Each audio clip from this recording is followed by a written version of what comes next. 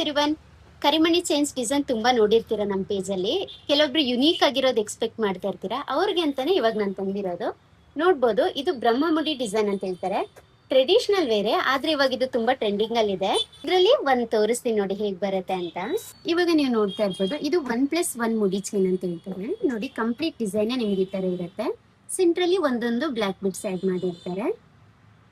And ನಿಮ್ಗೆ ಇಲ್ಲಿ ತಾಳಿ ಹಾಕೊಳ್ಳಿಕ್ಕೆ ಪ್ರಾವಿಷನ್ ಕೂಡ ಇರುತ್ತೆ.